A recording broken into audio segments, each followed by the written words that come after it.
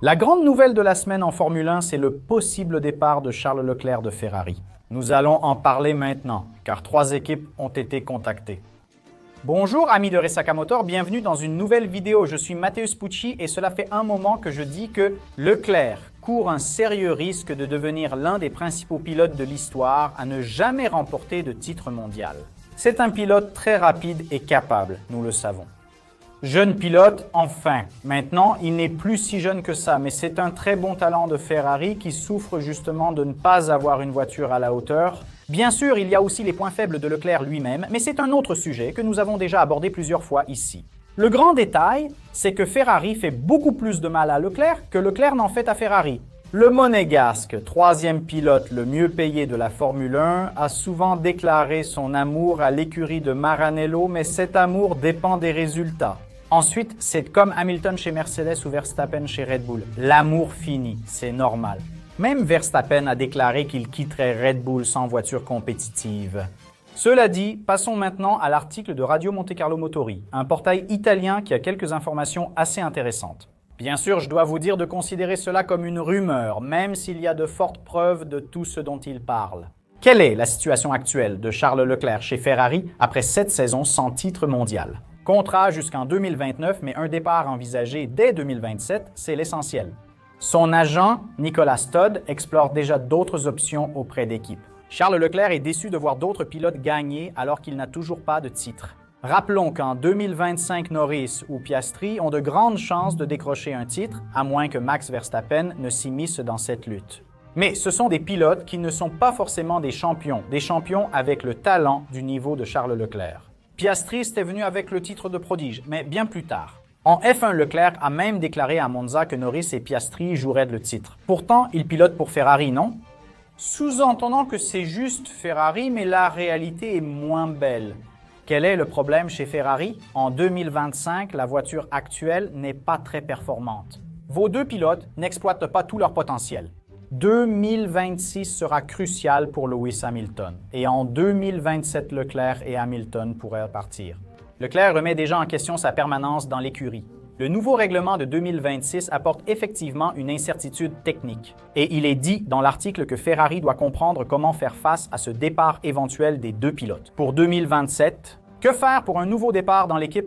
Le contrat de Leclerc court jusqu'en 2029.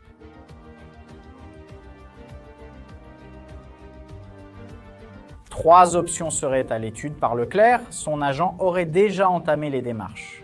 La première, c'est McLaren, ou bien la première option, c'est McLaren. Des réunions à Monza entre Nicolas Todd et la direction de McLaren sont presque confirmées.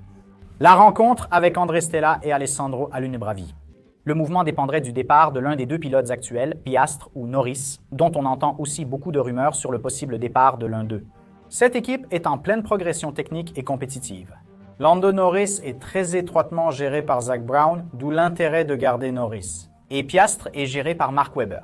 Oscar Piastri est la pièce maîtresse chez McLaren, Webber ayant déjà confirmé indirectement que Ferrari reste une option pour l'avenir.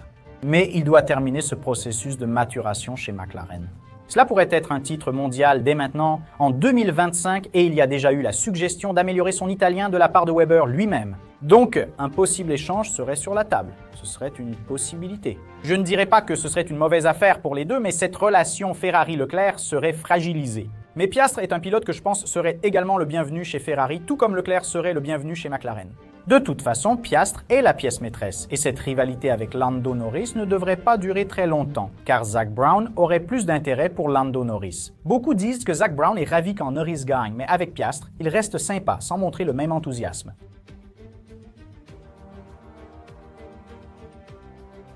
L'autre option est Aston Martin. Des réunions sont prévues avec Lawrence Stroll, propriétaire de l'équipe. L'équipe est en pleine croissance avec un investissement important dans l'infrastructure. La décision dépendrait beaucoup des performances de l'équipe à partir de 26, sur des points positifs qui seraient en cours d'analyse. Le projet est ambitieux avec une usine moderne, un partenariat clé avec Honda et un fort potentiel de croissance à long terme. Quant aux points négatifs, ce serait une option plus risquée. Parmi les 3, nous allons voir la 3e maintenant.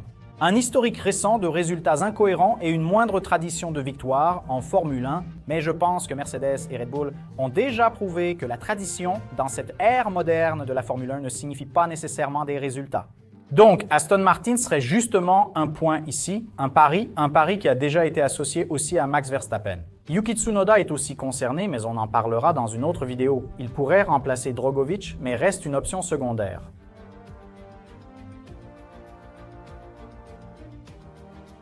La troisième option, c'est Mercedes.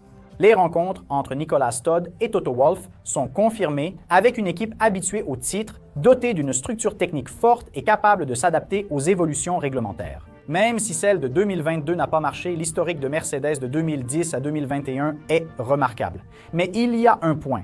Il y a là la rencontre entre Wolff et Verstappen qui pourrait perturber ce schéma avec Charles Leclerc.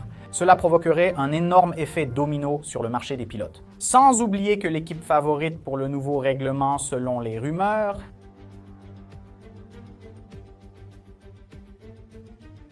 le principal acteur du marché des pilotes n'est pas Leclerc, mais Verstappen. Parce que son avenir en Formule 1 est incertain, personne ne sait combien de temps il va rester. Il montre de l'intérêt pour le grand tourisme, comme il a couru récemment. Au Nürburgring, c'est l'objet le plus précieux. Le Grand Prix des Pays-Bas risque d'être annulé avec le départ de Verstappen. Même aux Pays-Bas, on ne sait pas combien de temps Verstappen va rester. Verstappen peut aussi bloquer beaucoup de choses pour Leclerc, selon ce qui arrivera en 2026. C'est un facteur important qui doit être pris en compte. Verstappen n'ira pas chez Ferrari, mais son transfert chez Mercedes peut être bloqué. Mercedes ouvre une porte, mais pas McLaren ni Aston Martin. Alors, Leclerc serait obligé de rester chez Ferrari ou qui sait d'aller chez Red Bull. Red Bull pourrait alors accueillir George Russell. Donc, tu vois qu'il y a toute une confusion sur le marché des pilotes impliquant Max Verstappen.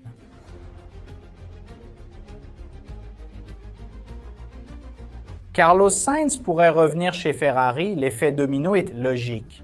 Cela reste une option pour Ferrari, il n'a jamais critiqué publiquement l'équipe. Il représente un point fixe connu par l'équipe et une solution potentielle pour le scénario du départ des pilotes en 2027. Ferrari connaît déjà bien Carlos Sainz, c'est un pilote expérimenté. Il ferait le lien entre les générations, n'étant ni trop vieux ni trop jeune. Et il est également dit dans l'article que l'option Carlos Sainz est sur la table. Et cela expliquerait pourquoi il n'a jamais vraiment dit quoi que ce soit de grave contre Ferrari. Depuis qu'il est parti, parce qu'il le sait, il sait qu'il existe cette possibilité de revenir à l'écurie.